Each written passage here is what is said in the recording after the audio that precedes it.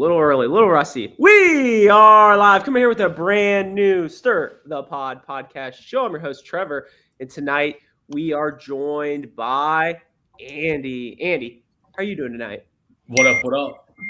And we're also joined by Javi. Javi, how are you doing tonight? Yo, yo, yo.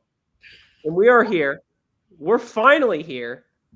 It's the award show. I mean, I can't believe we made it, boys. 7 months later, Battle of the Eras award show. How we feeling? It's been a ride. It's been a grind, but we are here. I think the reunion ended last week, was the last part of the fucking stupid reunion. But I mean, this is always one of the more fun pods that we do. You know, you get in the middle of the season, even if the season's good, even if it's fun, you can kind of just get lost in the sauce. But like the season previews are always fun. And these ones, the season recap and award show, these are always great. We can kind of revisit the whole season. There's a lot to talk about. There's 40 people to kind of touch on. But I'm excited for this. I always enjoy doing this one. Andy, your thoughts? I'm fired up. This season was, in my opinion, a very good one. We had some ups, we had some downs, we had some people in their 20s, we had some people in their 50s. It was really all over the place, but I thought it was very entertaining. I did not watch a second of the reunion. The downside is we've been doing this shit since August, and we're coming on February. So it's been another long one, but it was actually a long one that I didn't mind being along for the ride. So I'm excited to dive into this. I'm sure we've got a lot to talk about. So we'll see. I think next season, I'm going to try to have my list of postseason awards and have that running throughout the year and then come to today and just kind of see what happens. But hey, that didn't happen this time. So we're just going to go with it. So I like to make a statement after what you just said there. Hand up as well. I did not watch the reunion show either. I believe Alex, you did though, correct? Yeah, you guys are lucky. Oh, what did we miss? Give us like a 1 minute Alex little reunion show recap. Give it to us real quick. Amanda was dressed as the devil. Everybody hates Laurel. They threw beanbags to put certain people on the spot. Josh cried at least twice. They asked Michelle who the most overrated challenger is. She said CT, probably angling for a Rivals 4 partnership. And then they asked the whole cast who the challenge GOAT was. Most of them said Jordan, and Johnny was kind of pissed by it. And that's about it. Gotcha. Wow. Sounds like we didn't miss much. No, not at all. It being 2 full weeks is, and I think each one was an hour and a half, like live broadcast. It's a There crime. were 2? Yes. The one statement you said, I'm a little confused. You started off the reunion by saying Amanda was dressed in a devil costume. Why was Amanda there? Yeah. She was on this season, maybe racking up an award or 2 tonight.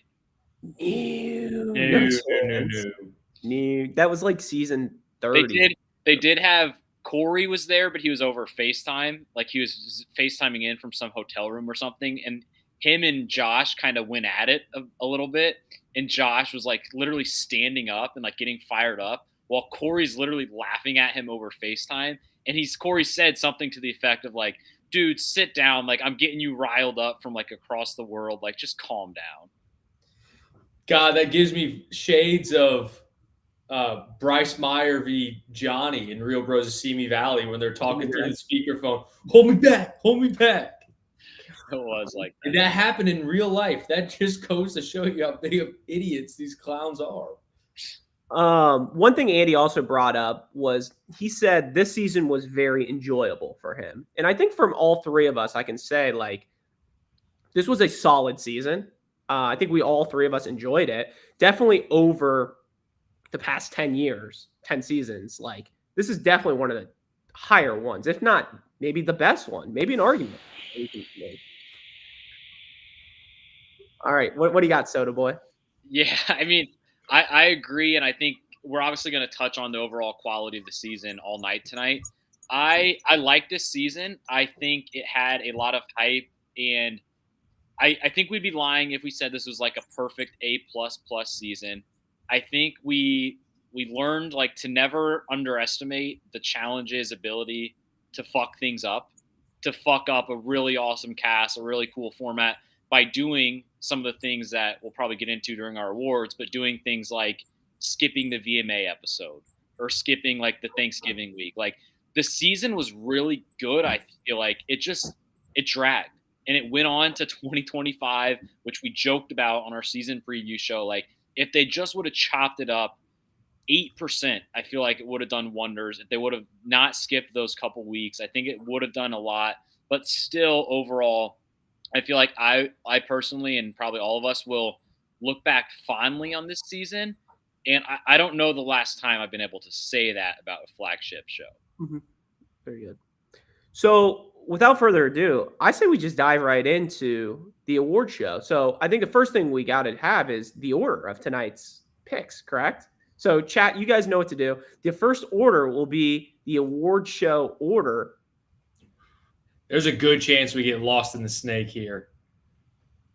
There's a great chance. I'm about to lose sight of us for a minute. So I have this up right here. How do we feel, Alex, Andy? Here are some of the questions that we've been doing in years past. Are we fine with this?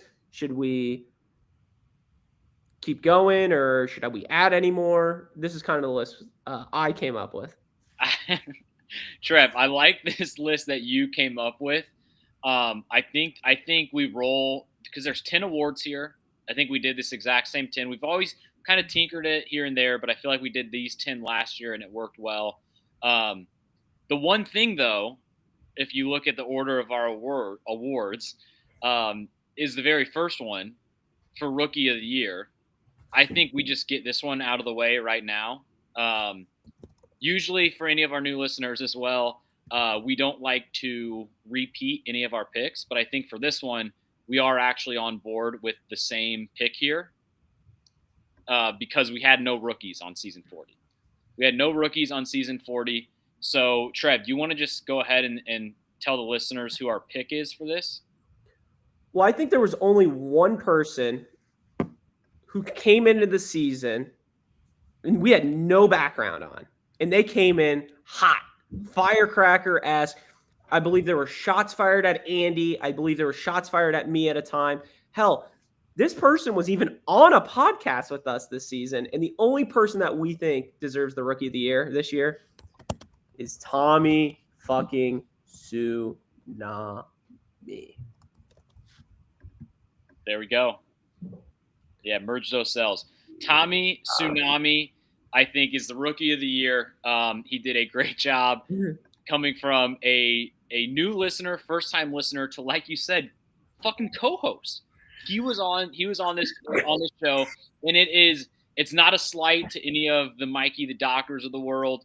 Mikey the Doctor just showed up as a rookie when there was also rookies on the challenge. This season we had no rookies, but Tommy kind of was able to hold the torch for all rookies, and so I'm glad to have Tommy as a AWL for seasons going forward. Yeah, the one thing I want to bring up with Tommy though, little disappointed not here tonight. I might, now that I think about it, maybe. Nah, I can't. Asterisk. Yeah, I like that. Here's what we'll do. We'll keep the asterisk right now, and if Tommy doesn't show up tonight, if Tommy shows up tonight, we'll remove the asterisk. That's what we'll do. Okay. Let me ask you guys real quick before we move to our first real award. Did you guys ever once during this season, during the 6-7 months of this season, ever think to yourself man, I wish we had rookies? It was so refreshing, not having to deal with them this season, especially after season 39. I agree.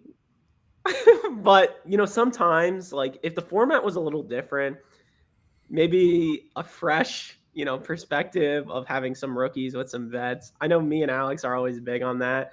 Don't get this shit started already. I just think I don't know. Hand up, like I think some rookies are good, but like they can't be from like America's Got Talent or American Idol. Like it has to be like people that want to be on the show. Yeah. So like I've always wanted like like a Fresh Meat 3. You're always talking about that. I know, Alex. Like, and that's the thing. Even if it was kind of like a spin-off show, like on Paramount Plus, I would watch that over what's going on. And I didn't watch tonight's Rivals 5 or 4, whatever it is, but I just think we need something fresh, some people that want to be on the show, as I always say. Yeah. And you need the right rookies. Last season, we had I literally can't remember some of their names, and it just felt like it was overwhelming. Felt like there was too many of them that sucked. We've gotten a few rookies over the past 5-6 seasons that have been hits that have worked, but it was it sucks for our award show that we can't kind of debate who the best 3 were for season 40. But I'm not missing the rookies. All right. A couple things to unpack here. First off, fuck you. Second off, I agree with you. It was refreshing, but what we will come to find is you need new rookies. Like you do always need rookies to continue the longevity of the show, but this was like a season in a box. Like it was like it was literally not focused on anything on the future. It was just everything from the past, which was great and gave us a good format here. But going back to the Rookie of the Year, Tommy Tsunami was fantastic. It was funny that you mentioned, we can't all take repeats. I don't know if you guys remember, but Tommy Tsunami did actually take a repeat pick during his MVP, LVP segment. So that almost deserves another asterisk, but he was a treat to have, and hopefully he can join tonight to fully accept and get that asterisk off the board. Well, correct me if I'm wrong. He's now I know he tried to do that and we literally stopped. But let me go this route with you. He's now the second person to be unanimous for a vote behind somebody else who was LVP unanimously this year. Unanimously. Let's just say Andy Burge. LVP. I don't know if you've listened to that episode yet. I did. But all right, moving on. All right, so should we get into the rest of our awards here? No, I think we should just skip. All right. So am I going first for comeback? Well, you picked Tsunami, so I think it's Trev. No, it's you. All right. All right, you're up with Who of the Year, Andy. That's bullshit. Sorry. All right, get us going. Comeback Player of the Year. All right. Comeback Player of the Year. I actually don't want to go first for this one, but I am going to go. I'm stuck between 2 options here. I'm going to go with Theo. Because this is a guy that literally still has one eye. He lost an eye after 2 awesome challenge seasons, comes back, finishes 7th overall for the guys, which he didn't make the final, but like he made it past the halfway point, half the merge, half the past the format turning and everything. He was close to the final. He lost to Bananas. But I just love the fact that we have him back. And I think there's a lot of good picks for this award tonight. But I'm just going Theo because he literally has one eye and he showed us that he was able to come back from that. I think that was kind of the question. Was like, we know Theo has an injury. Is it something that's going to prevent him from doing the challenge? And I think the answer was clearly no, but maybe it's capping his potential. We'll see. But I think just having him back was a fun little treat. So I'm going Theo for my comeback player of the year. Good pick. I am going to go kind of a similar route without an injury. But I'm going to go with somebody who didn't win, didn't place any in the money. They made it 1 episode longer than Theo, We had not seen this person since 2006 on our screen. And I disrespected this person during the preview show. And they surprised me. They showed up week in and week out. Part of the Bananas Angels. I'm going to Vive. There it is. That's who I was between. It's a great pick. Thank you. That's such bullshit. But I coined Viva Aviv from the preseason show. All right. I still have 2 of my 3 picks available. ... Okay. This is for comeback player of the year. That's fine. I'm going to go Ginny. She hadn't been on in a while. She comes back and wins, asterisk. We'll get into that. But Ginny was like, in my opinion, she was one of those, challenge what ifs for the females. And she comes back and proves that she's still clearly got it. She didn't quite dominate this show, but she was always in control and then walked away winning. So she's definitely my comeback player of the year. Big miss from production not having her more of a focal point for the show. Good pick. And before I wrap us back to who of the year, I do just want to point out 2 of the 3 picks were Bananas Angels. And I think Theo was kind of an honorable Bananas Angel for a couple of them. Smart. All right, so I'll get us going for who of the year. I mean, there's a lot of good options. I'm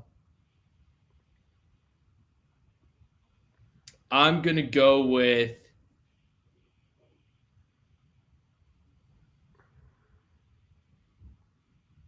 Jody. Who? God. I mean, with an I, Trev, with an I.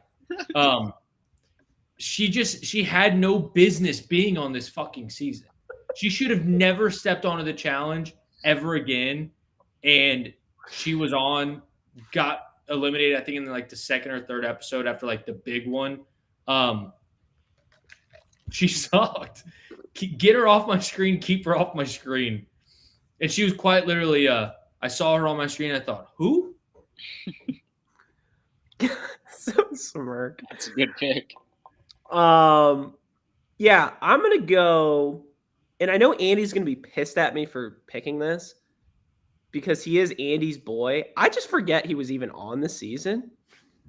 I'm going Andy's boy, Paulie. I mean, Paulie was on the season? I don't think so. I thought he was banned, him and Cara. I thought he was helping Santa out with the gifts for Christmas. Oh, come on. Well, that's why we had to take a 2-week break. God. He sucks. Mm-hmm. That's a great pick. Plus, I'm not necessarily saying he was. I think there's 2 more people out there that you can be like a legit, like, who are these people? But I think this is the only chance I have to throw Paulie's name out there tonight. So I also wanted to throw Paulie that as well. So okay. Well done. My who of the year, I am glad this person fell to me. I think there's already been whisperings of it in the chat. It always just feels good to give the who of the year to Casey. I'm going Casey. Not on this season. I'm going Casey. Not only was Casey on this season, she was on let me look it up. She made it 1 episode short of the merge. She was on She went home episode 9. She was on 9 episodes of this season. And I feel like, Casey's thing as a challenger is she's boring. She repeats the rules. She, tells us what TJ already told us. She's kind of like wallpaper. Her and Nani actually just split up like 2 or 3 days ago in a very shocking turn of events. Wait, what? she's always just a good one for Casey being on a season, and you just totally forget she's there. Wait, you got to rewind that. Casey and Nani broke up? Yeah. Well, you can't just pull that move and just. I had no idea. You didn't see that Are you coming? serious? No, I had no idea. So we're breaking news to you? Yeah, I had no idea. Yeah, So they broke up, I think, over the weekend. And then I guess they were doing like TikToks explaining it and everything. And then tonight, I know you guys didn't watch, but tonight on All Stars 5 or whatever it's called, Nani's very first confessional, she says, "I want to win this money because me and Casey are planning our wedding." You just can't make this stuff up. Incredible. So I think at this point, you got to have the odds for Nani to hook up with a rookie next season. Yeah. And not only that, I would say a rookie male has got to be minus 1,500. Yeah, I think she just locked up her spot on season 41. They want her on no matter what. Do you think we could do, the three of us, a Mount Rushmore of Nani hookups? I think we can. Oh yeah, I think this Like we all got 4 picks. Yes. I think we could round that out. That would be a good. That would Ronnie be a good, Riley? that would be a good bonus Mount Rushmore, like a quicker one on like the end of like a bad episode recap. I think we could. I think we could figure that out. Good pick. All right, elimination of the year. Andy, are you up? Yep. I'm up. Before we move on, we were talking relationships. We do want to wish congratulations to friends of the program. They've never been on the show, but we've gone back and forth with them. We've got very close relationships. Zach and Jenna, now expecting a 4th child. So true love does exist on the challenge, just not with Nani. Shocker. I mean, 4 kids now. I mean, you have to imagine they're going to be back on. One of them has to be back on the challenge. They got to win some money because think about all those bills you have to pay. Think about all the money. 4 kids in college. I mean, the question we got to be asking ourselves is who's paying for this shit? God. Tom. I think, did Zach and Jenna make an appearance on our Mount Rushmore of relationships? Oh yeah, we'll have to dig those files out. There's a couple unrated versions. I think I picked Zach and Jenna, and it was like a week old in their relationship. What aged the best? Now later on that pod, there's a lot of things that went to age the worst, but I thought you criticized that pick, Trev. Oh, I thought I picked it. I think it might have been both. It was probably both. Probably. Didn't I have like 6 picks in that draft? You got 5 picks in a 4-pick draft. I said no, I got 4. You're like, no, one more. That's an all-time episode. God. All right. Elimination of the year. Alex, what do you got for us? All right. I don't like going first here because I feel like I have 4 or 5 like B+ picks, but I don't know if we had like an A++ elimination this season. So I'll just go with what I think was one of the more entertaining ones. I'm gonna go with Bananas and Theo. Ooh. Bananas beating Theo, episode 12. It was like right after they had kind of switched to individuals, and this was just a fun matchup because it was 2 good challengers, like 2 of the best challengers left. Bananas and Theo were both in the top 4 of our consensus preseason power rankings, like both good competitors. And it was something that, Bananas clearly, Kansas City Chiefs rigged type, if whatever you want to say, like clearly somebody was working with him because they, made it a height was a disadvantage in this one. But I thought it was fun to watch. I thought it could have gone either way. I think if they did this one 10 times, Bananas probably wins 6. I feel like it's pretty close, and it was just a fun one to watch. And always seeing somebody like Bananas or like a Jordan or a CT, somebody that has that big of a resume going into elimination is always fun. He won the week or the week before against Ryan.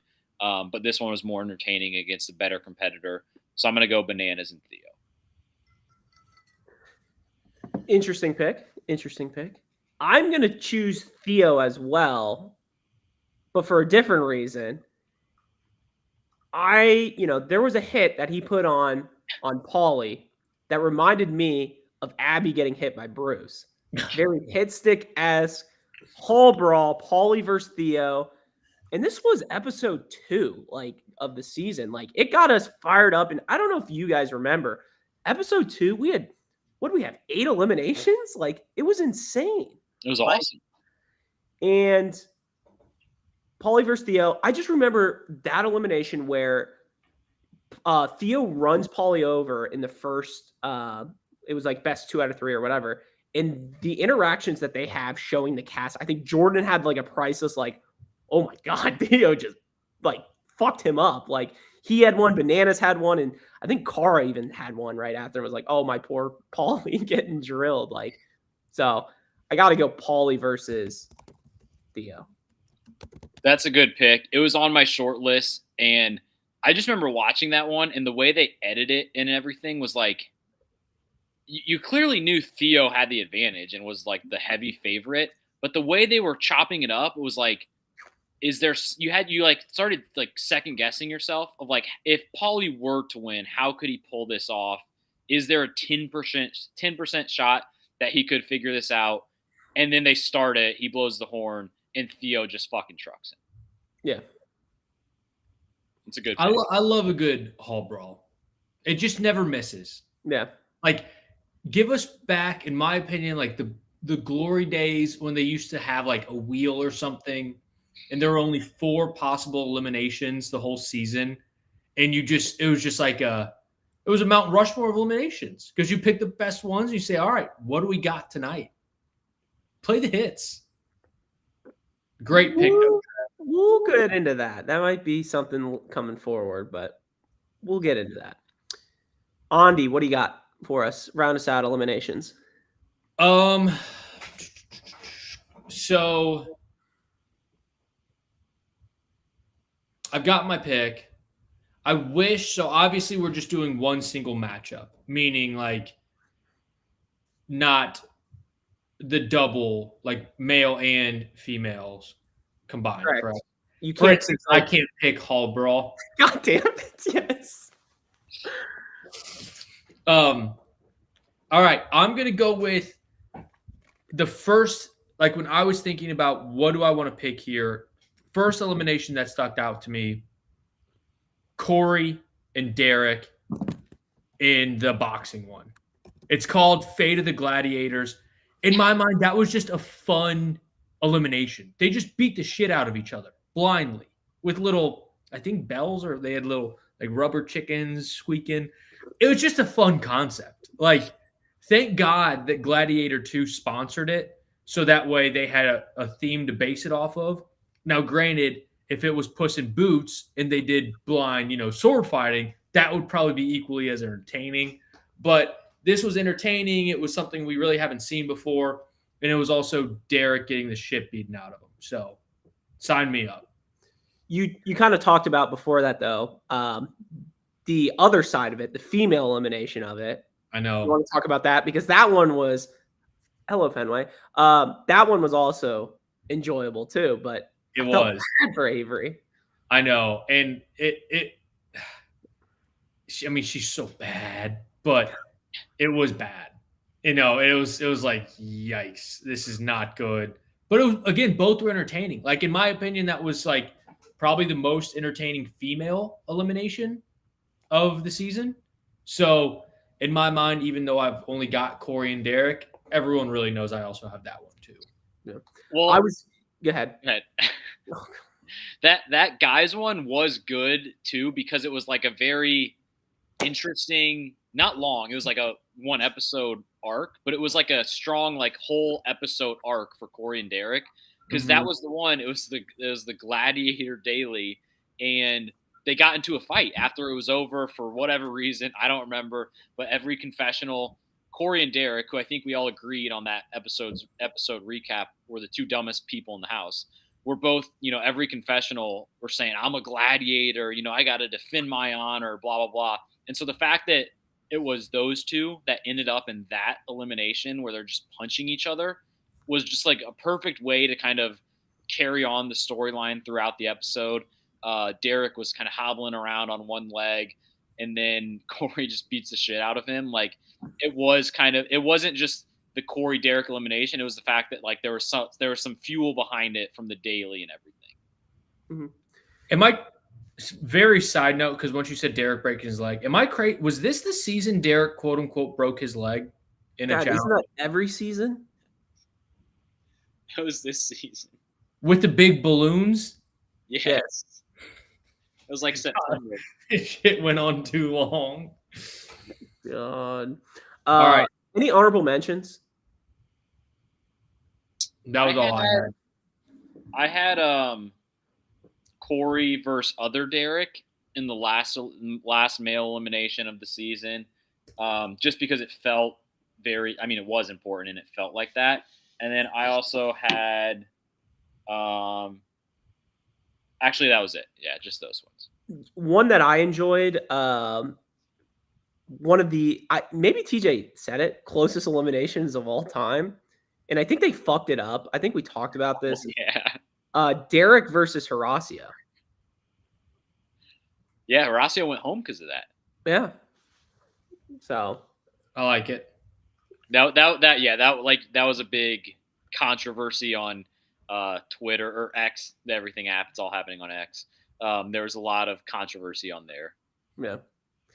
All right, Stephen A. Smith, hottest take award. Andy, who you got, or what you got? This is a tough one. It is a tough one, but I like my pick. Okay. Season 40 was the best season since season 30.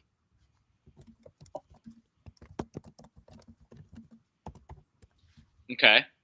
I just like looking back and I'm like, yeah, War of the Worlds 1 and 2, like every season had a couple moments that I remember being okay, but literally Vendettas up until Battle for a New Champion is all mumbo jumbo to me.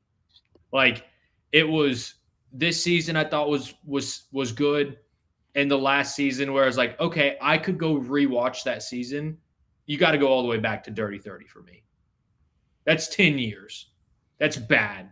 Because then if you look from like season 30 to season 20, and we've talked about this multiple times, but in that 10-season span, you have Rivals 1 and 2, Free Agents, X's 2, Rivals 3. You have a full trilogy of Rivals in there, sprinkled in with Free Agents, X's 2.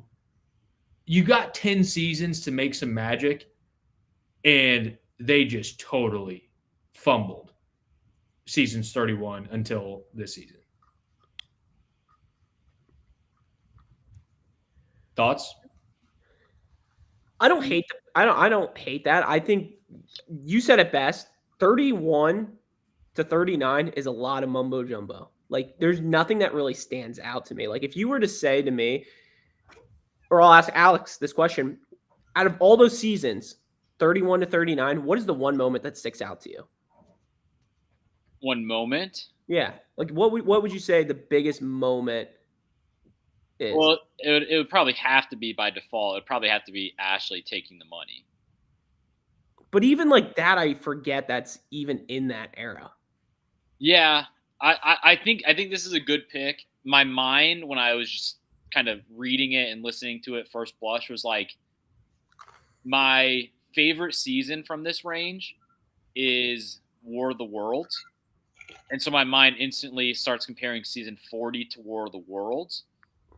And I don't know where I land on it because season 40 just happened. But I do like War of the Worlds. But this cast was really fucking good. And there was a lot of like good moments throughout this season. Well, and I'm with you. When I was looking back, the World of Worlds parts was like, okay, maybe. But it's a hot take. And I think when you have to go all the way back to the start of that decade, if you will, Yeah. That's really fucking bad. And what really did it for me was looking from season 21 to 30, like the 10 before. And you just see, like, in that subset, it's more surprising if there's a bad season as opposed to a great season. So the fact that we're combing through this mumbo jumbo is just terrible. Yeah, in this range, in the 30 to 40 range, there's at least half of them that you can just like cross out instantly without giving it a second thought. And then there's a few where it's like you can make the case that it was an okay or good season. And season 40, I think, falls like slightly above that range of seasons where it's like you don't have to make the case. Season 40 was good, but it definitely it came after a lot of just terrible seasons in a row. Yeah. I'm up hottest take. Trev, what you got? I'm gonna go, and maybe after this season, and I've been this person's biggest critic on the show. I think after seeing the season, how it's played out, and how the game is going, I don't think CT will ever win again. Okay. I honestly thought it was going to be a different name out of your mouth. No, I'm not saying the Banana Man yet. I like this take a lot. I think CT throughout his career, especially towards the back half, he's won titles. The fear factor of the name and the brand of CT has always been his strong suit. Everybody stayed away. I mean, I think he's only 6 and what's his elimination record? I want to say he's like 6-6 only. I think that's right. Yeah, he's sick. He's only been in 12 eliminations.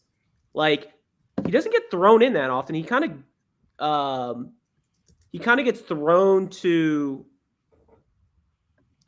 enough. He kind of gets thrown a bone, I feel like, every season, especially these last 10. Like, everyone just thinks he's like the GOAT for whatever reason. I just think people have seen him now, and I don't think they're scared of him. Kind of this new era, and they're willing to go against him. And I don't think he's built to win another season. I like it because it's a hot take.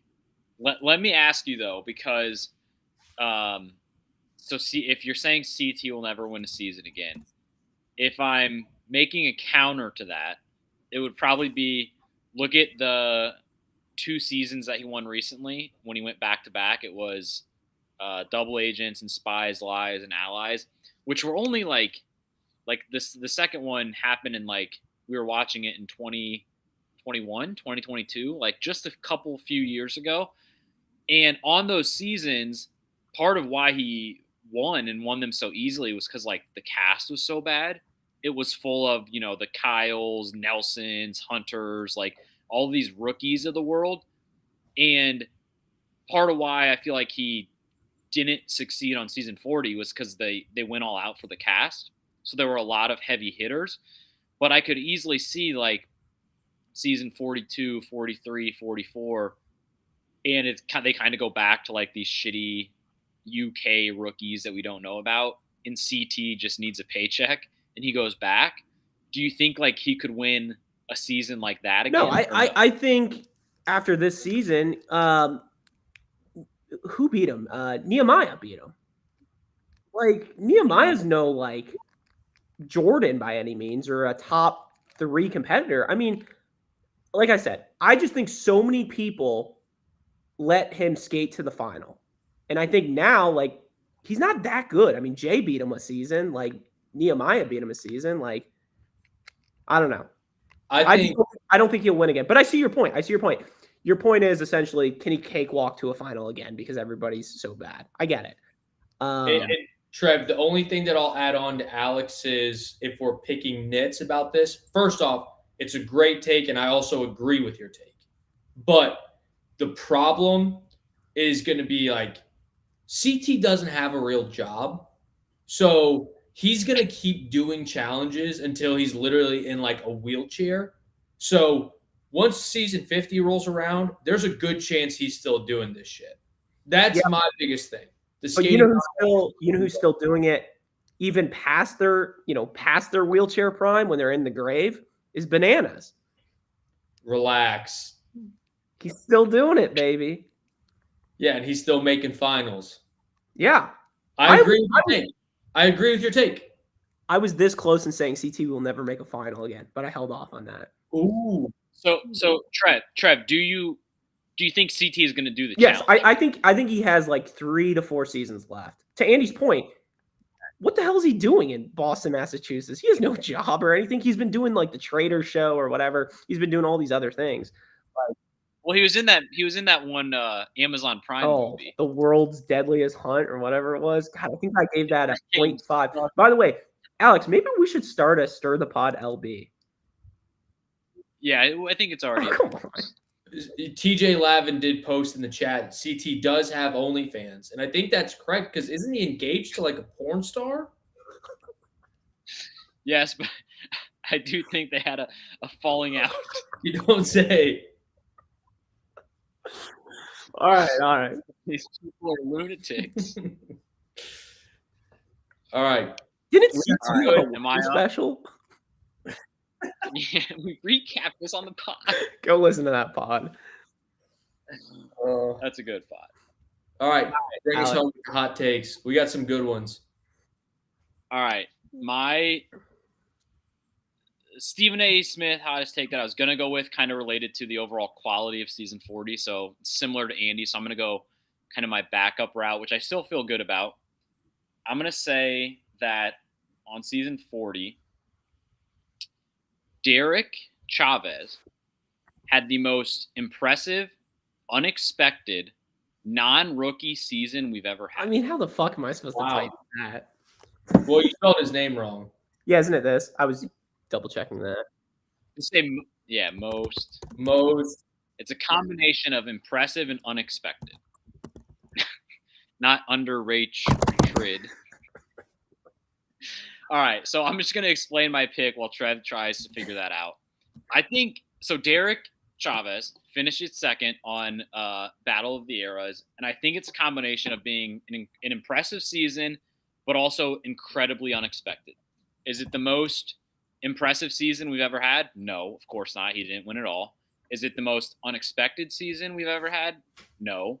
But like the combination of those two, I think Derek, if you were to make like a graph of it, Derek is in the top right. He's up there far and away to the right. Derek on our preview show was a consensus 16th overall. Trev did have him 11, but I had him 17th and Andy had him 20th out of 20. Oh, come on. And the reason why I kind of said like non-rookies is because rookies, I feel like most of the time when we do our season previews, you don't know what you're going to get from rookies. So like, for example, on Ride or Dies, Horacio and Olivia made the final, won like 4 or 5 eliminations along the way. And so like you could say that was unexpected, but we also like didn't know them at all. Whereas Derek was someone that we did know, and we actively said like, he's not going to do that well in the season.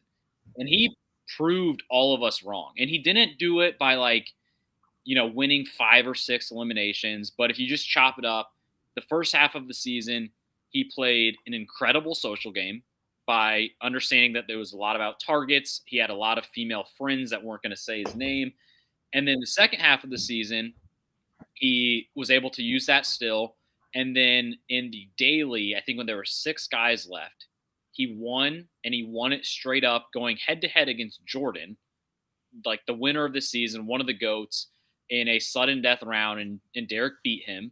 And then finally, when Derek's number was finally called in the last male elimination of the season, he beats Corey, who had already won 3 eliminations at that point, makes it to the final, and then beats Bananas and Kylan in the final and finishes only to Jordan. And so, like, I just think the combination of what we thought was going to happen, like for Derek on season 40 compared to what ended up happening, is like a huge gap. I tried to go through. I'll just stop there for a sec. And what do you guys think? No, I think it's a great pick. I think Derek I think somebody's obviously going to take that maybe further along the draft. We'll get into that, but like overall, hell of a season, unbelievable season. So I love the pick, Alex. I do as well. And for me, it really boiled down to like how many episodes were in this? Like 22, something like that. It was around. I think 19. Oh, 19. So it would have been around like the 14, 15 episode mark. Because in my mind, like Derek and Ryan, I kind of viewed them in the same light because Ryan made it fairly far as well. And I viewed them in the same light because they had a similar gameplay, not just because they're both gay.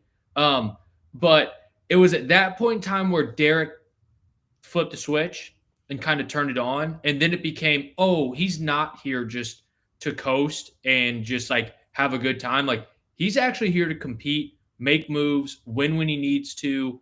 That's when it was like, for me, this idea kind of came to fruition of, because you don't see that often. When people coast, they usually just coast the whole way. Like you have to actually be able to flip the switch, and he flipped it at the perfect time. He got to the finals through a lot of tough competition. And then to your point, in the final, had that final, he had to have been power ranked dead last. Kylan, Bananas, Jordan, and then Derek. Like those are three other guys that are all very solid, very well-rounded. And Derek finished in second. Very impressive and underrated, especially for a non-rookie. Yeah, and he kept performing. Like at every stage of the season when you thought it was kind of going to be Derek's time, he kept performing all the way until a silver medal. I did try to like challenge my take, and I tried to go back to like past seasons of who kind of has this combination of like an impressive season, but also being somebody that if we were doing the season previews would have been very low on our list. And I just couldn't come up with that many options. So like I think of somebody like on free agents, Devin, like you could say it was impressive that she made the final and nobody was expecting that, but it wasn't super impressive. She had a ton of luck on her side. There was the draw and everything. Or somebody like Jenna on Bloodlines, like she made the final. Nobody probably would have expected that with her cousin that looked like the Toys R Us giraffe, but she like it's not like they won many eliminations. Like they just kind of coasted. The only other person, and I guess she is a rookie, so it counts or doesn't count, however you want to see it. The only other person that I thought you could make a case for would be Carly on Fresh Meat 2. That was somebody that if you were to look at the rookies, maybe watch the Meet the Meat special, you would be like, Carly is dead last. And she had Landon, but like you probably still would have said, we still would have said at the time, like, Landon's a beast. I don't know how he can carry Carly to a final. And she won it. So like that would be the only other one I could. Well, let me throw this curveball at you based on your thought process, because it got my gears spinning. Landon, that same, like everything you just said, like Landon carrying Carly as a rookie all the way. Granted, it was Fresh Meat, so anyone was going to have to do that. But then it also got me to think of people carrying people, especially people that carry or bring a big, massive, humongous load with them. And Jordan carrying Anissa to a final. That's one incredible. Of Jordan's greatest achievements. I mean, that's 2 rings for Jordan there. That should be. Wow. I like it. All right. LVP non-challenger. Alex, you're up. All right. So this is basically any single or anything that's not a single person on season 40. So you can pick a group if you want. I'm going to go with my LVP. I think there's a really clear LVP non-challenger, but I feel like one of you guys might take it, so I almost don't want to take it. Related to never mind. I'm gonna go LVP non-challenger for season 40. I'm gonna say Era 1. I'm gonna say Era 1 because I just think Era 1 really fucked up the first half of this season from an entertainment standpoint. Like the first half of the season, I think was still entertaining. I liked the target twist. I like every week we kind of had the 4 targets. We knew the 4 guys, 4 girls up for grabs, but also the fact that by like episode 4, you could tell Era 1 was terrible. Like we knew they were going to be bad, but I thought they would have figured out a random win, which just would have like leveled it out a little bit. But it was like every single week as fans, we knew one of the teams going in was going to be Era 1. And that just takes a lot of the wind out of the sails, because then it just becomes like 2, 3, 4. Who's working with who? Who's in charge? Is 3 working with 2? Is 2 working with 4? And like who 1 is working with was never. It didn't matter. It didn't matter at all. They just kept dropping like flies. They were all 40 years old. Obviously, Rachel won for them, but the fact that the last person next to her was this little guy with a podcast and a mohawk, like it was just a very unimpressive performance in the first half by Era 1. They brought nothing to the table. So No. I actually had this labeled as the elderly, but Era 1 sums it up. They were not entertaining. It was kind of like they just used it as a way to get a free reunion, which like you can't fault them. They all got together. Oh, hey, how you doing? How are the kids? Good. Oh, how are the grandkids? Good. Oh, that's awesome. But when it comes to being a factor on this show, only one of them was ever actually competent. And that's just a big, big miss. Yeah. All right. I'm up. I'll give Andy, I think, the easy pick. But I'm going to go a different route. And I'm surprised Alex didn't take this. And I'm just picturing this group kind of like planning this whole thing out. They're like, I know what to do. I'm going to get on this season and I'm going to, it's going to be great content for our podcast. And the fact that they went home, episode 2 is the chef's kiss. So I have to pick Challenge Maniacs. I mean, I have to pick that. They came in, they planted a bomb saying, hey, we're going to have all these podcasts lined up, ready to go. It's going to be great stories. Could you imagine what's the little guy's name? Or Mark Long. And the fact that he went home episode 2, they didn't have any content in the house. Like, that would have been a great special for all of them, all these episodes. And they missed out on all of it. He was one of the first people to go home. I got to go Challenge Maniacs. So. Okay. I like it. Interesting. What, you don't like it? Well, the Mohawk guy made it like pretty far. Yeah, but like Mark Long is the true guy. Is Mark Long a part of that podcast? I thought he was. Isn't it him and Derek's on? That's a classic mix-up. What? Regardless, I thought it was Kaczynski and that Jaeger guy. I thought Mark was on it. That's a classic Is mix-up. he? I thought it was those 3. I don't think Mark is on it. I stand by that pick, because didn't Derek go home episode like 5? So it doesn't change the fact that he didn't go. Mark definitely he tweets out the pictures of the cartoon bobbleheads that they try to sell. I still love the pick, Trev. I'm still sticking with it because those. So is it Challenge Mania or Challenge Maniacs or just a singular? Maniac single? What's the podcast called? Isn't it Challenge Maniac? Mania. I know, Andy. God, come on. It's hosted by Derek, Jaeger, and Mark Long. Is Mark Long not on the show? I don't know. We'll have to call in Meadows. God, well, yeah, I don't pay $400. I can't afford it. So it's still a good pick. Like you said, Trev, regardless of if Mark Long is on the show or not, their king, the little Mohawk guy who still acts like he's 21, got the shit beat out of him on his way out the door. Yeah, and he went home episode like 9. Yeah. Great pick. All right, what do you got for us, Andy?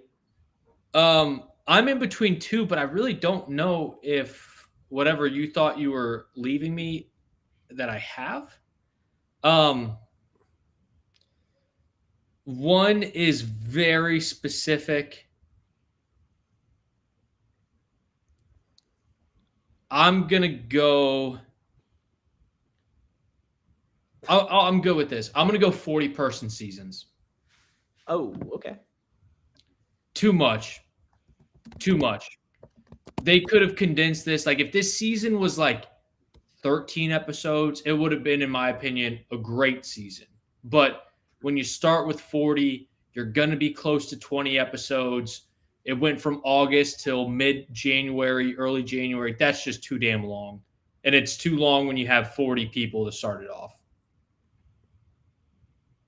Okay. I don't hate the pick. I agree with Andy. I think it's just way too much.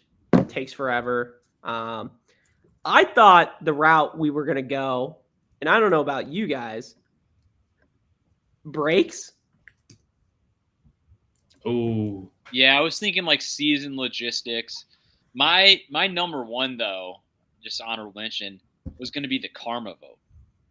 Oh, that's a great pick. I fucking hated the karma vote. Oh, see, I like that pick a lot. My other one that I was between was participation trophy era, just to stick with the whole eras.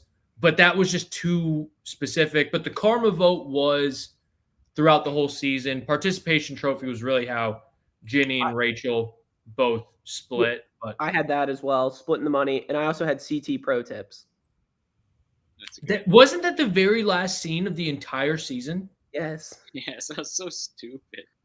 All right. MVP non-challenger. Andy, who you got? Or what you got? I do have a person. Okay. Kind of. Okay. My MVP non-challenger, I'm very glad I have my 1-1. It's going to be Mario. Mario. God. I mean, the amount of things that they pulled from the Mario parties of the world, other various Mario themed games. This might as well have been called like the Challenge Mario. Like it was unbelievable. We said it almost every episode recap, and we weren't even like being that much tongue in cheek. Like it really was. Like this challenge was literally like an a 4v4 competition from like Mario Party 3. Like to a T. So I've got to give it to Mario here, including the bonus stars in the Karma vote. God. Good pick. pick.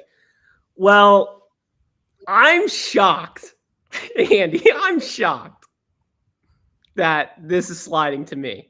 And Mikey the Doctor just fucking wrote it in the thing, and you're giving me Burger King as my MVP non-challenger. I know me and Alex are the biggest Burger King fans here, and I could never miss that episode live on the pod. Like Burger King always has a special place. I mean, they call me the King, half TK. They call me that half the time.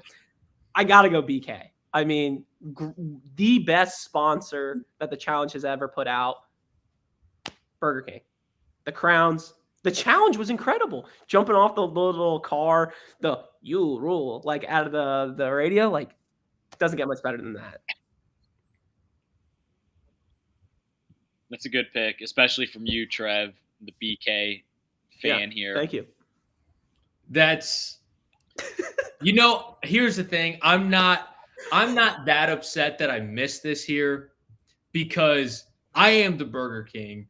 Tommy Tsunami knows it. Me and him were talking about the original chicken sandwich and the rest of the Burger King menu items on that recap that Trev was not a part of because he missed that episode. But I'm okay with it because Mario stole the show here. Mario stole the show of this season. As much as I love Burger King, as much as I am TK of BK, this was Mario's time to shine. He is the superstar. Just to clarify, your pick is Mario, not Mario Party, correct? All things Mario. Just Mario as a person. Everything that he touched turned into this. So, Mario Lopez, is your pick? Like, I don't really get it, but... All right, Alex, who you got? MVP non-challenger. All right, my MVP non-challenger for this season is going to be a group of challengers that I think made the last half of this season much more entertaining. I'm going with the Bananas Angels. Ooh. I'm going with the Bananas Angels. They made the season entertaining. I know people loved them, people hated them. They were basically just an extension of Bananas. A little too much of the feet stuff for my liking. But you have Laurel, Aviv, Rachel, Ginny. Obviously, two of them ended up winning it all. And they just were kind of the opposite side of the Vacation Alliance, the ladies of losers, whatever they called themselves. Like, this was just a fun kind of thing to tune into every episode. I think there was even an episode where Josh was in the Bananas Angels, and he kind of was down there with all of the girls too. But I'm going to go with Bananas Angels for mine. Good pick. Good pick. Seems a little actual challenger related, though. No? Well, not Challenger is just one single person. Okay. Non is anything. Okay. So you can go fast food, cartoon. Yeah, you chose a single person. Yeah, who's not a challenger? Debatable. Mario does grind it out. Okay, I like it. Bananas Angels. All right, Alex. Now we get into the nitty gritty. So now we're restricted to the 40 people that were on. Let me go this route with you first.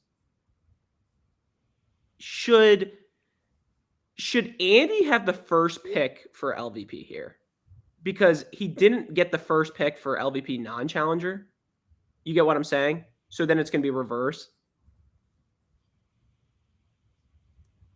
You guys are not picking up what I'm putting down. Because Andy had the third pick for LVP non-challenger. He would have the first pick for Does that make sense? So you both get a chance. Let's just keep riding. Let's keep riding the snake. I was just trying to offer you a first pick. I appreciate it. I've only got two on my list, so if these two get taken, then we'll have to go back and reverse it. But before we move on to LVP Challenger, we do have to give an honorable mention for LVP non-challenger, and that's the STP, AWLs, the live chats. They helped push this season along just as much as production, the Angels, BK, and Mario. LVP non-challenger, Adam Meadows. Yes. Who? Please. All right. All right. So all right. So LVP challenger. I kind of wish I went third because I have two picks that I really, really like. I feel like trade? At least one of them. Oh, I'm good.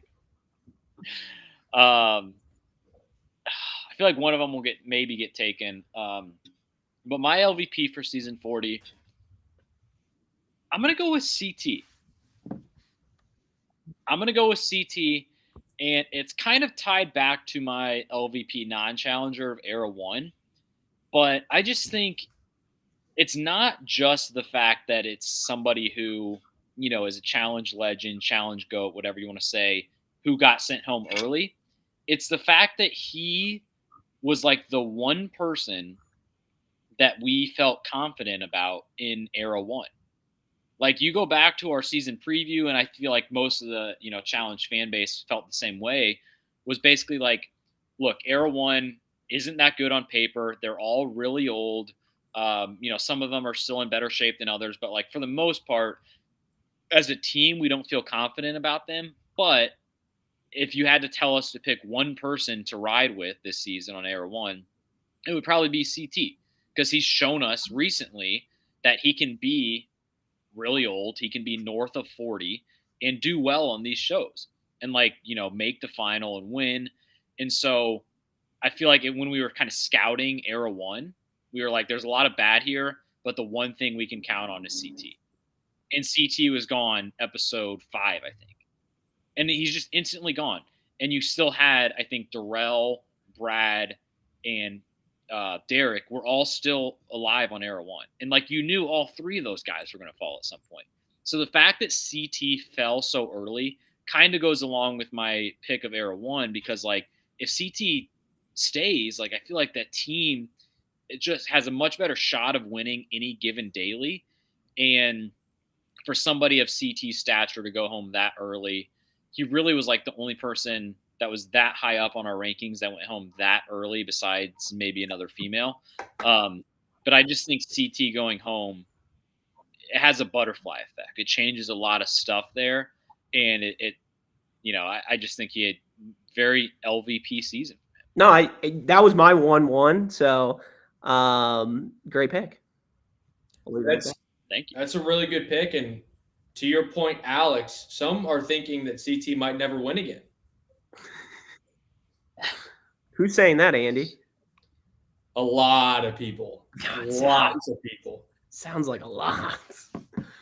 For my pick, Alex, what should I do here? Should I choose the chalky pick, or should I do the one that will piss Andy off? I mean, there's one big option I can take. Or should I leave that one for Andy? I think you got to leave that one. That one's just too low. Okay. I'll give that one to Andy then. I'd be curious if this was Andy's other pick. But this person on this season, I had a lot of high hopes for. It was good to see her back on this season, but she was a complete bitch. She sucked. And I'm going Laurel. Yes, let's go. It's a great I think pick. she, I don't know. I always considered her, and I know this is for another debate, STP. We always talk about, the GOAT male challengers, the GOAT female challengers. I think Laurel is always in the top 3-4 female competitors of all time. This season for me was her quitting, her antics.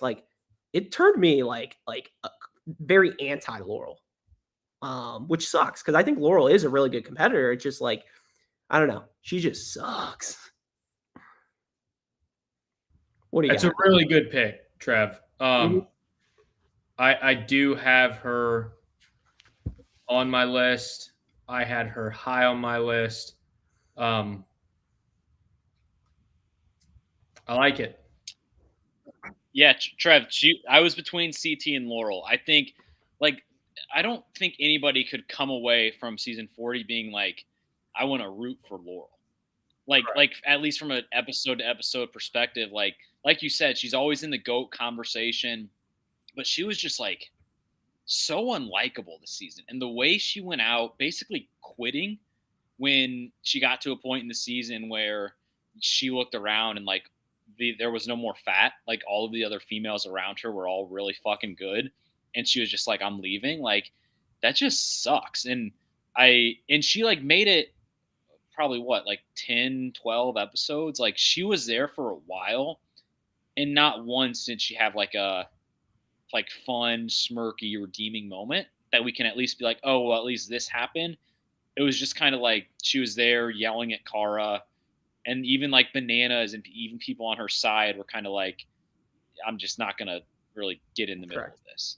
She was absolutely LVP. And they did tee up a lot of the Laurel and Cara beef going into this season. And it was very clear who won, more or less, of who are you siding on after the fact. No one's going to be yeah, I'm still team Laurel over team Cara. Laurel's just an asshole. Plain and simple. I think this is a great pick. Thank you. All right. So that'll bring it to me. And Alex, in his little explanation there, said something that really stuck out to me. And that word that really got my mind racing was fat. However, this person doesn't have an ounce of fat on them. Wait. They actually were voted 1, 1, and 4 in our preview show. Oh, give me fucking break. Emily. I am done with this narrative of Emily's so good. She's one of the GOATs. She's on the Mount Rushmore. Fuck Emily. I'm done with it. Stop living in the past. She wasn't that good during her time. Welcome to the new ages. She doesn't belong on this show. She wasn't entertaining. She was kind of like trying to hook up with a divorced Brad. She just lost in all aspects of this show. She proved that she does not belong on the Mount Rushmore of female competitors in my eyes. And I hope we never see her again. So let me ask this is LVP, not like Stephen A. hottest take, right? Put it on the board. She proved it. It's not even a take. I'm just telling you what happened. So everything I just said was just describing what happened. It's not even my perception. So let me go this route with you. I like the pick. I think it's a good pick. Anytime you have a big name who goes home early like CT, I think it's worthy. My question is, you said on the preseason rankings, 1, 1, and 4. I think I was the one who had her 4, right? Correct. You guys, so you had her. I liked Emily. Hand up. I liked Emily. Let me ask you this. You had Emily 1 before the season, and that's fair. Like, she was a good, she deserved that. At what point did you turn? Was it when she lost and went home? No, it was just her whole mentality, honestly. Like, the Emily that I remember was a fierce, fierce competitor. This new Emily was just like kumbaya and like, oh, I just want to, I want to be peaceful. Like, I'm here to experience this with everyone. Like, what fucking show do you think you're on? Trev, what do you think? I don't even really want to talk about this because this is just one of the worst picks I've ever seen. About it. Like, this is just so bad. Like, come on. Trev, Emily went home 7 episodes before Laurel. Okay. So how is it a bad pick? They were ranked 1 and 2. You can have a fluky loss. It was very fluky. Fluky loss. It's hard to win a national title. She was a 1 seed who lost in that 8-9 matchup. Let me ask you this. What did she do on this season? She hooked up with Brad. And she lost an elimination. She didn't do that much. I'm not saying. I don't know which one's worse. So you think, by your logic, Anissa had a better season than Emily. You would prefer to have Anissa than Emily. If you were to factor in our rankings and our expectations going into the season, then yes. I don't know. Everything that you said about CT can equally be mirrored to Emily. No, that's fair. No. That's fair. But to be the LVP of this season, I don't know. She was ranked 2nd amongst females going into this. 2nd, too. Yeah, no, I know. So how is that unfair? It was a letdown this season. No, hand up, 100%. Like I said, she was a 1 seed who lost the 8-9 matchup. That's how it was this season. But to say, I hope to never see you again because of 1 season is banana lands. We hadn't seen her in a while. She came on here. She was all just like, your list would be like 4 people. Trev, look, I know you're getting overly defensive here. I had her ranked number 1 as well. I'm as mad at her as I am for anything. You're not. You had her 1. She was eliminated in the 5th episode, and you're trying to have her back. I don't understand. I'm just saying. She lost a fluky elimination, and that's it. She didn't win anything. She didn't do shit this whole season. Well, she won a daily, episode 4, but... And then went home the very next episode. Just saying. Like I said, fluky. But continue. All right. She also didn't win a daily. Did she not? I thought she won I just guessed.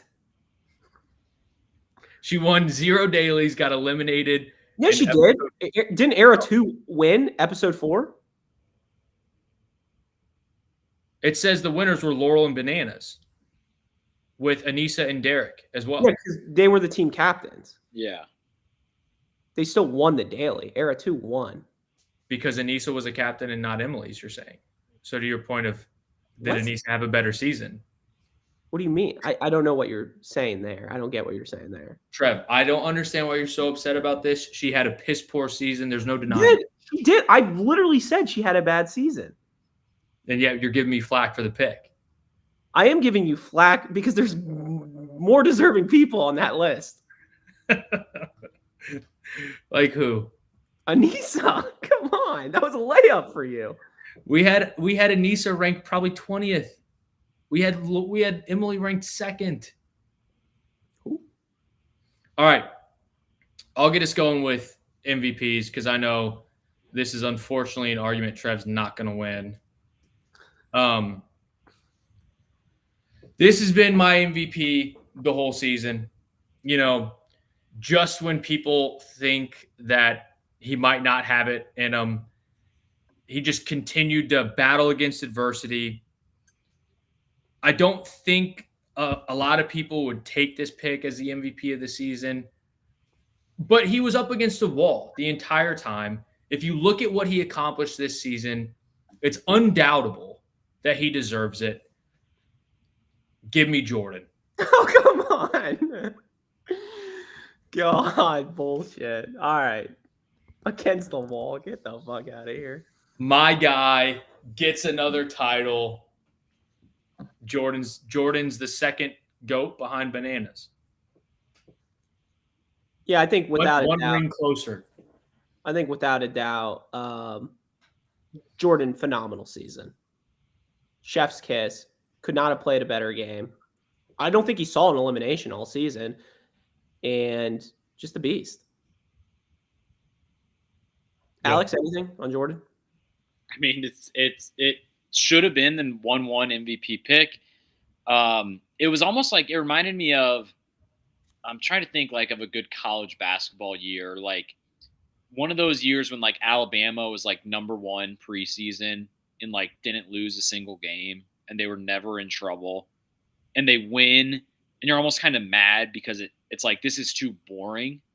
That's almost what Jordan was like, but at the same time, like that's who he is. Like he's built himself up for this reputation to be this incredible person that nobody wants to see in an elimination, nobody wants to see in a final, and it just played to the script perfectly. Like he is the MVP of season 40 in my mind. Without a doubt. So I am going to go. I hate to do this, but I think I got to go Derek for my pick. I just think from all Alex's point earlier, none of us expected the season that he had. And he might have booked his ticket, and I love giving this out, for the next 4 to 5 seasons from his performance. I just think everybody wrote him off and said, oh, he's going to be like 1 through 4 episodes, see you later, never come back to the challenge. I think he booked his ticket for the next couple of years. Hell of a season. Hell of a season. That nobody saw coming. Nobody saw coming. You could have told me. Never mind. I'm not going that crazy tonight. Okay. I was gonna say I could have seen Anissa make a final before Daryl. Okay. Let's not get too crazy. I love this pick. Derek was fun to watch. He was fun to watch. He kind of pissed me off by the coasting throughout the season. But when you have to turn it on, he did, and that's where I was like, this is fun to watch. It's a good pick. Thank you. For my MVP challenger, I actually don't. I'm not going to take Bananas. I'm surprised he fell to me, but I don't want to do 3 guys, and my one shining moment also might be related to him. So I'm not going to go Bananas. So I feel like I'm kind of left with one of the females, and this might be controversial because some people were not a fan of what ended up happening with the karma vote and everything. But my MVP for season 40, I'm going to go with Rachel. She is now a 3-time challenge champ because she won season 40. I think she could have been, when we were talking about comeback player of the year, I think that could have been Rachel. She was gone since X's 1, which was like 2011, 2012, like over a decade. She hadn't been back, and she comes back. She's in incredible shape and related to both of my LVPs. Like Era 1 was a disaster. CT was the one person we could count on. He went home. Rachel was probably the one female that we could count on. And not only did she not go home early like CT, like she held the torch for Era 1. Like Derek went home. Let me look this up. Derek went home episode 8, and he was the last other Era 1er. And the season went till episode 19. Like Rachel was on her own for Era 1 for a dozen episodes. Like, and I know the Karma vote and everything was fluky, but like even without it, I feel like Rachel might have been my pick.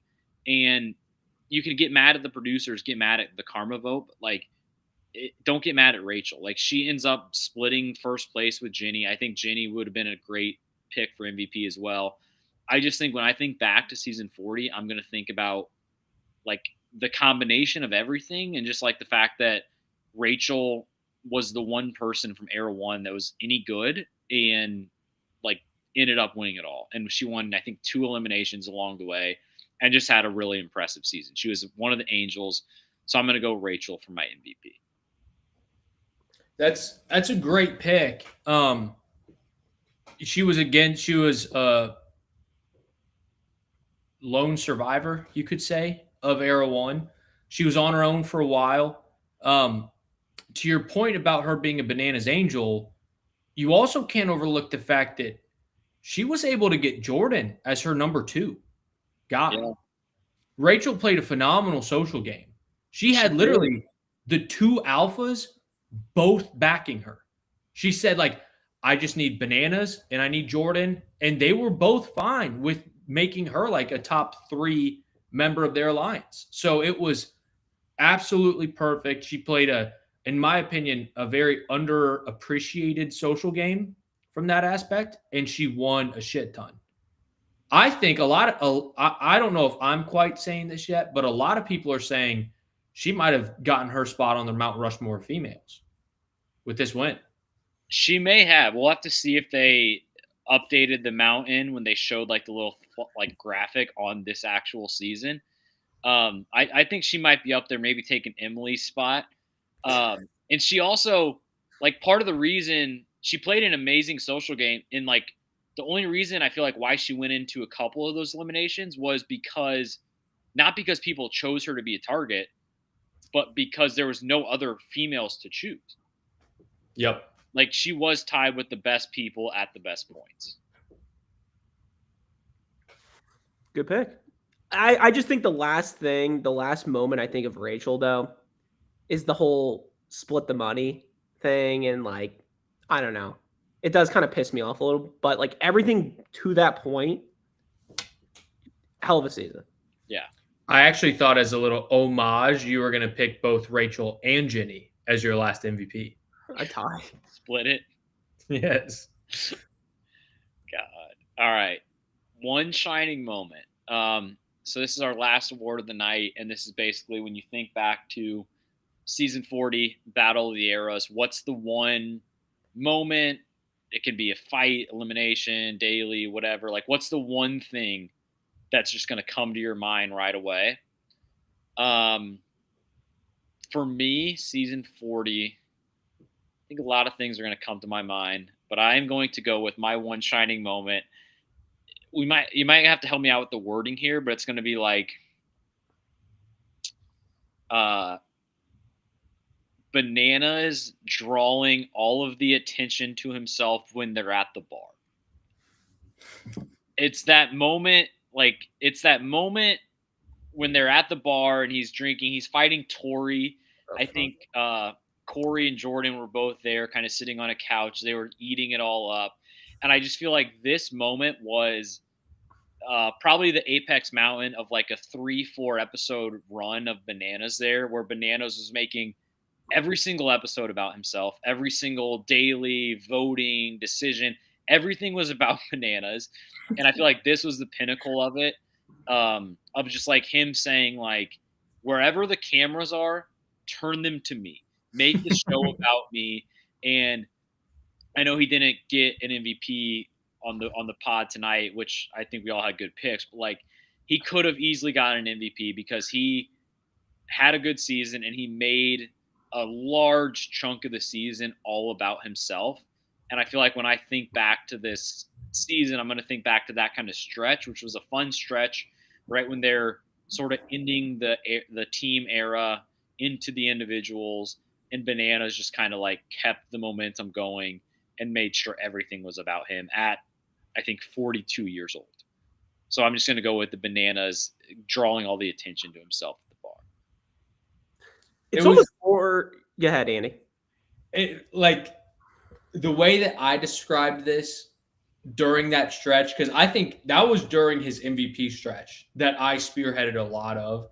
I always called it Bananas doing Bananas things, making everything about himself, forcing himself into the center of attention. Like he was just, it was like watching Michael Jordan in the fourth quarter. It was like, just give the man the ball. He's going to take the ball and do what he wants with it. Like that's what we saw during that stretch. And it was breathtaking. It was incredible. No matter what was happening, he made it about himself. Yeah. I love it. All right, Trev. My moment, I don't really think there's like a standout moment this season. Like I know in years past, this award has gone to like the pig roast scene. It's been like moments where like I think about constantly. I mean, hell, we have a whole GIF on the whole pig roast. I think the one shining moment, and I don't know if this is cliche, I think it's Jordan winning. Him getting his fourth ring. It's like that whole moment of him winning. No? Is that allowed or no? It's fair. Sure. I just think this is the moment now, and I don't want to bleed into other categories and stuff, but the GOAT question comes into discussion. It's season 40. This was the biggest season of all time, which I bulge at them saying. This is the moment when you look back, is Jordan the GOAT? The argument's there. So it's almost like your moment is Jordan winning a gold medal and entering himself into the conversation. Yes, basically it's fair to kind of take both of those, like, because it is at the same time. Yeah, it's the moment he wins. I think before this moment of him actually winning the season, he was in that tier 2 category of who's the GOAT. I think we all agree it was Banana, CT in that tier 1. Jordan was kind of almost in his own tier with the Kennys, the Wes, whoever. And then tier 3, you have all the Island of Misfit Toys. Jordan's now officially in tier 1. I think there's no debate on that. Yeah. I think this, when you look back at the cast list for the season and you see Jordan winning, it's like this might be the last time he win against Bananas and CT in the same season. So it's a great pick, Trev, and kind of like I worded it wrong. Well, no, I think that's fine. Or yeah, because it's tough to word that correctly. But to Alex's point about like this was Alabama football. I think you mentioned basketball earlier, but this was like Alabama football being preseason number 1. They steamrolled everyone, and then they get to the championship and they win like 42-7. Like that's what Bananas did in the final. Like not only did he dominate the regular season, get to the final, he dominated the elimination. Jordan. What did I say? Bananas? Yeah. I got Bananas on my mind. But yes, Jordan. This was like, and I do think to your point of him winning the gold was you can like, and we talked about this going into the finale. You can have an unbelievable regular season, but if you don't win the final, then it's like what can you do? Not only did he win, as I've said, he could have probably done this final twice and still won. Is this one of the most impressive final wins of all time? Like, it wasn't even close. I think it's got to be. It's definitely high up there. And it was an important one. Like, it was the same season, the same final as Bananas. CT was there and everything. And, like, I don't know, like, if somebody random like Corey wins this season, I feel like the conversation stays the same. And it's like Bananas and CT are still in their own tier. Mhm. If CT wins this season, then it's like, does CT now have a leg up? But Jordan's still kind of in that next tier. Or if Bananas wins, he has a leg up. Jordan entered the conversation with this. Exactly. I think he's now in that tier 1, and maybe that's how we word it. Jordan entering tier 1, or however we want to wordplay it. I would And to say Trevor's point too, that he was going against Bananas, who is in tier 1. He was going against CT, who was in tier 1. He's going against these other guys who are trying to climb the ladder and wax them all. Let me ask you this. Has Jordan won all his titles in the same season as Bananas? Battle EXs 2 this season, and then War of the Worlds. yeah, and Dirty 30. So head-to-head versus him, like, there's no excuses. Like, there's a few like CT seasons where he's going against, the island of misfit toys. He's not going against Jordan. Just throwing that out there. Yeah. I think it's him entering the GOAT conversation. Yep. And I think there's and I know we talked about the GOAT kind of on our last pod. And I think if we just want to talk that for 2 minutes, I think we can all agree the GOAT, if we're talking about the challenge as a whole, the GOAT is Bananas. Greatest challenge competitor of all time, though, is Jordan, my opinion. That's my thoughts. You disagree still. You think Bananas is a better challenge competitor than Jordan? That's fine. I think if I were to put anybody up, like if it's Bananas versus Jordan in an elimination, I'm picking Jordan in that now. And here's the thing, Trev. I'm not going to sit here and tell you you're wrong. Yeah. Because I can't do that. Mm-hmm. Again, I told you, for me, it's Brady and Mahomes. Mm-hmm. Like, that's it. And what Mahomes, I think we might need to start asking who's leading the charge, because, and there was the Brady and Bananas dynamic. People forget that. Now we have the Jordan and Mahomes dynamic. But what Mahomes is doing, what Jordan is doing, it's unbelievable. It's never been seen before. Even though the longevity, the full career, we haven't seen it like we've seen from Brady and like we've seen from Bananas. We've never seen this kind of dominance like Jordan and Mahomes. Let me ask you this real quick. Do we think, even if Jordan were to tie Bananas in ring totals, I think as the greatest challenge, like persona, character, whatever you want, I still give the edge to Bananas of the longevity and what he's done for the show. I think the take the money and run is a massive bonus point for Bananas. Agreed. Do you think anybody can even come close to being better than Bananas? Like, when it comes to like the challenge itself, like not competitor, like the challenge, what it embodies. I don't think so, just because I don't think the show will ever be in the same place. Mm-hmm. Like, the show will never be as good. And just real quickly, I don't know if you guys, if any of our listeners should go listen to the Zach Nichols pod. Yeah. But they asked Jordan about like the GOAT conversation, and they kind of did on the reunion as well. And Jordan's response to basically people calling him the GOAT was like, it was awesome. Like, you should go listen to it on either one of those two things. But his response is basically like, I appreciate it. I do think I'm in the conversation. Like, I've put in work, blah, blah, blah. But he was like, we're all playing the game that Johnny created. Ooh. Like, Johnny, like, we're all trying to kind of like do the same moves that Bananas has done in the past. Like, Bananas is the one who kind of perfected the game, and like no matter what happens, like we're all kind of like paying homage to him. Like we're all trying to kind of follow in his footsteps. And that's not to say Jordan could never be greater than Bananas, but I think he was just being like, he was like acknowledging the fact that like Bananas was first, and like he kind of laid the roadmap, and I think he just kind of has like a good view on the whole conversation. I like it. As I like this pick, Trev. Thank you. Any other thoughts on that, or do you want me to round us out? No, round us out.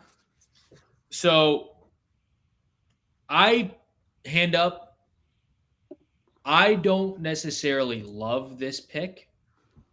However, when I think back to season 40, Battle of the Eras, this is the first thing that's going to pop into my head. You don't know what I'm going to say. Tommy Johns. I said Tommy joins the pod. Oh, come on. I'm going to go with the first episode, first daily challenge. It was called Light It Up.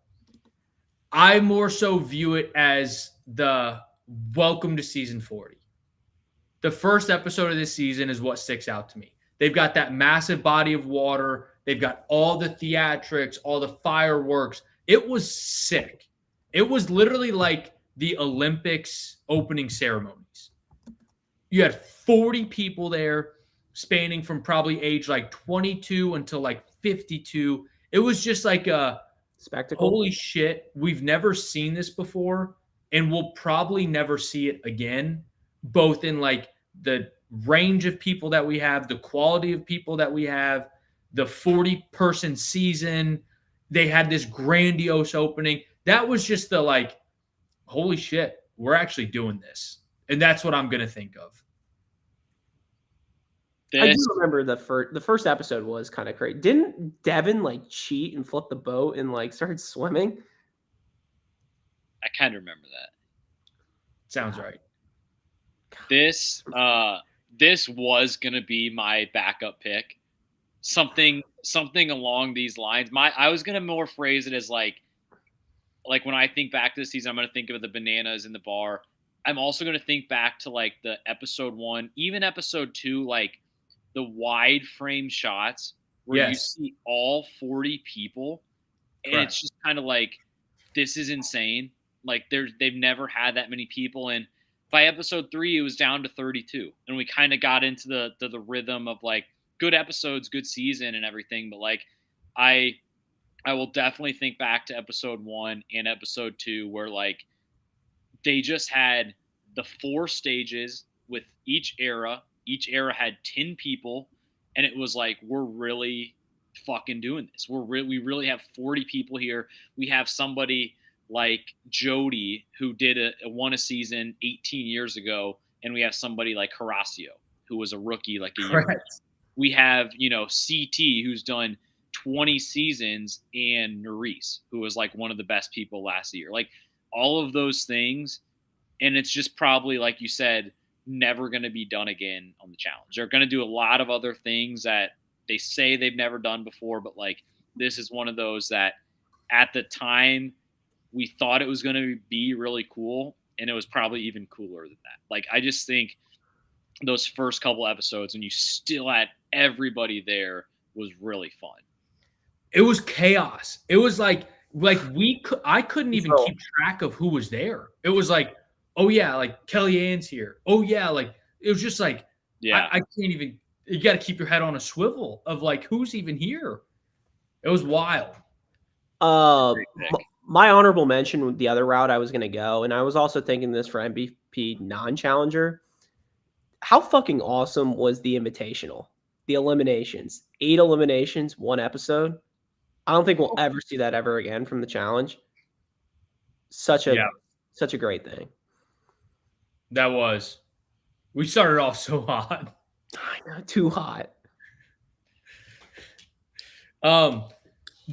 Do we have any honorable mentions for any of these categories? I actually had one that came up after the fact, like as we started talking about other things. So I want to give an honorable mention to LVP non-challenger, to whatever the fuck they called Kara and Tori when they would dress up as guys. That was terrible. That sucked. That like they did that way too many. It wasn't funny. It wasn't cute. It was just like, what the hell are we doing? I have to get that honorable mention out there. Smirk. So I kind of have some honorable mentions, but I also, most of them are kind of in the form of, I'm just looking at the cast list, and I feel like I'm not going to mention every single person, but I feel like this season was so big. There was 40 people there that most of them are like honestly like honorable mentions for MVP, but like a second tier of it. So like for example, somebody that didn't win an award, we kind of mentioned a couple times maybe tonight, like Kyland. Kyland had a really good, impressive season. He won 1 or 2 eliminations, like finished 4th place. Or like Corey. Corey won 3 eliminations. And that's just like, we didn't mention him in any of our awards, and we probably shouldn't have, but he deserves a mention on the season recap of season 40. Like when we think of season 40, at some point we'll think of like Corey. For the girls' side, like we didn't even mention Michelle or Tori. Tori won almost every single female individual daily that they had, and Michelle won 3 eliminations. Like you have these people that, because the season was so big and because the cast was so good, like Michelle and Tori both did very well, and just like didn't really. There's nothing to mention from them. Even like Kara went home right before. Like I enjoyed Kara being back. I feel like she didn't make a huge splash, but just seeing her back on the season was fun. And then you kind of go into like the lower tier of like people who maybe went home on the first half. But like Avery. I mean, Avery was fun to look at for like 9 episodes. God, when we were talking about the boxing, all I was thinking about was I was like, please don't hurt Avery. It was like the Family Guy scene where they punch Meg's face, and then it's like she's ugly, and then she's hot again. She's ugly, then she's hot again. Like I was just like, please stay hot. That's like, I think it's a scene in Cheaper by the Dozen. Maybe it wasn't, where Ashton Kutcher's like, just don't hit the moneymaker. Yes. Is that Cheaper by the Dozen? Yes. He's like, I'm not ashamed to admit it. But she would have to say, like, don't hit the money makers and do like a big circle like this. Kind of like, encompassing the actual money makers. God. Christ. And I do have a final update on the Stir the Props. Ooh. Season 40 is officially in the books. I guess we can also we can see who won, right? We can see whose record was the best. Mm-hmm. So the first one was the prop that I set for how many people to win, and it was 3.5. Oh. And the fucking karma vote made it closer than it should have been, but it's still the under. And Andy and I both had the over. So Trev had the under 3.5 people to win. It was at 3. That's a good line. That was a good line. So, all right. So Trev has 1 win. The next one, Mickey Mouse. I don't know if we know the total on this. Oh God, cries. 3.5. Josh cries. Oh, that was over. I was gonna say 4. I think, especially if we include the reunion, I think it's an over. Yes. Okay. We all had the over on that, right? Andy and I had the over. Trev had the under. You do not want to go home. Wait. He definitely had less than 3.5 cries. I think now that looking back at it, I think I said he had less than 3.5 because he was going to be like eliminated episode like 2. God, he made it far. Good for Josh. He was on the season. All right, and then we had. So this is our group one. I'm skipping the third one. Our group one was over under half fight where somebody goes home. That didn't happen, and I think we all took the under on that. The other one, wait, so we're all tied, right? Yes. Correct. Okay. 2-2. So the last one was Trev's for product placement. Oh God, there's no. So can we count them? It We was had sponsored. Gladiator, BK. BK. Was that it? I think there was so. one more. Was there? What was it? I think it was just those two. Because didn't we say it had to be like an actual part of somewhat part of I think you're right. So, it So was Gladiator and BK 2. The line was 3.5. And Andy had the over, and Trev and I both had the under. Smirk. So Trev and I tied. Let's go. Well, we can't tie. We gotta. This ain't the fucking challenge. Correct. Oh God. So we gotta do something. So I think we can probably see if it was 2.5 if one of us was over or under. What we'll do, we'll keep it easy. We'll tweet out the this graph, and whoever has the highest percentage amongst all three, it's like the karma vote. No. You're in the redemption house. It's not like the karma. It's like the karma vote. God. The winner gets 2, second place gets 1, third place gets 0. God, you know what else is an honorable mention non-challenge MVP? The Stir the Pod episode with me, Andy McCord, and Tommy Tsunami. The GOAT. That was banana That's lands. incredible.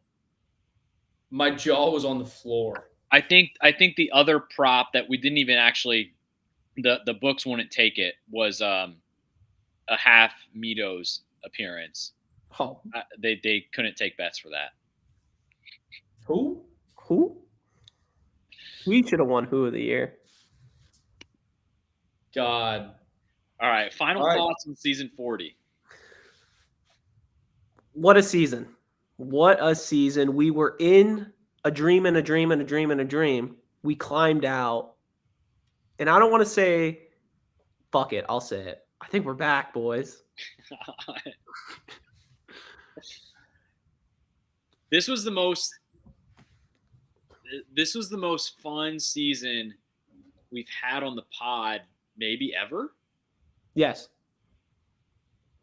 If we go back to just the best challenge seasons ever, I feel like any of them that are in conversation with season 40 were probably before the podcast. That's crazy to think about. This is a fun season. It went on a little too long, dragged a little too much. There were some things that could have been changed.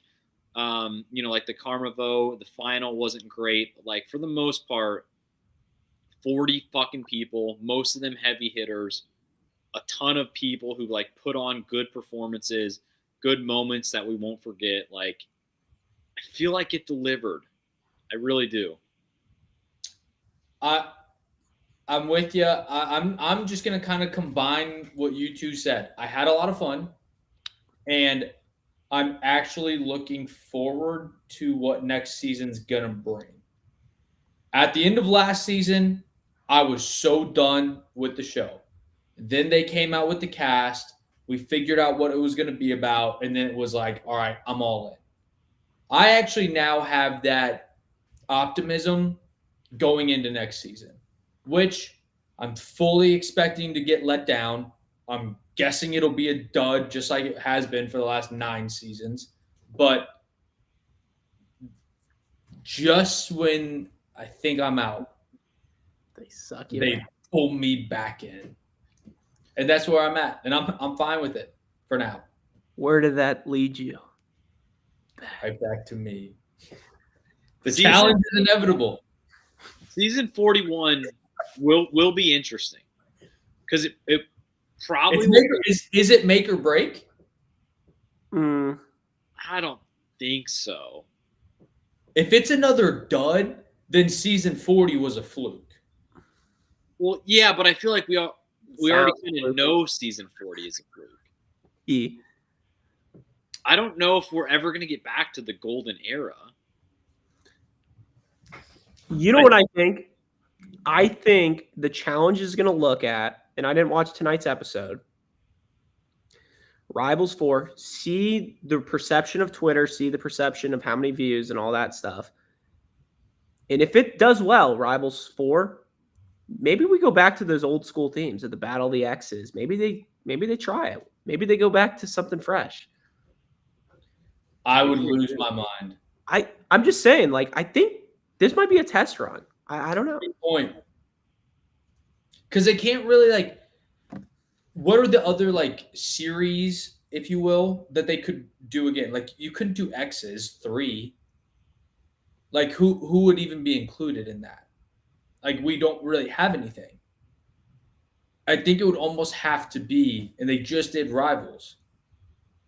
Like, it would either be Fresh Meat 3 or it would be fucking War of the Worlds 3. War of the Worlds 3, I'm out. I hope that they use season 40 of, like, because season 40 they called back a ton of people who hadn't done the show in so long. They were interested because it was season 40. But maybe some of those people actually want to, like, keep coming back now. Like, what if Aviv comes back for season 41? Because she's like, I had fun on season 40, I'll come back. Or somebody like Tony, Leroy. Like, you have these people that were on season 40 and could easily get the call back for season 41 because now they have that itch. Mm-hmm. We don't need, 80% rookies again.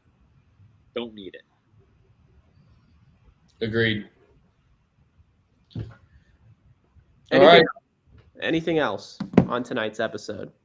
Anything else? Is that it? Fun season. Fun season. God damn it. I'm excited for the next one. Yep. So I'd say, like, be on the lookout. I think there's going to be a few special podcasts, the off-season edition. I know Alex and I we're gonna recap Rivals 4. I know Andy's not part of it. We'll pop in. We'll pop in. So we'll see whenever that happens. But we'll pop in and we'll do some off-season outside of that. We'll do some Mount Rushmores, Legends tours, maybe Legends tour Emily. We'll do all kinds of off-season stuff. Please. The problem is like it's hard to record. A 5-minute pod. It's going to be hard to record. I believe Andy's going on Paulie and Kara's extravaganza, so, like, he's going to be out of he'll be out of the pod for a couple months. Team Cancun. All right, we've been on too long. I'm done with this. Thank you guys for listening to a brand new Stir the Pod podcast. John Vigneault, Trevor. Follow us on Twitter at Stir the Pod. Follow us on Instagram at Stir_the_pod. Thank you guys. Love you guys. Shout out Duffy. Bye-bye. Love you guys. Love you guys.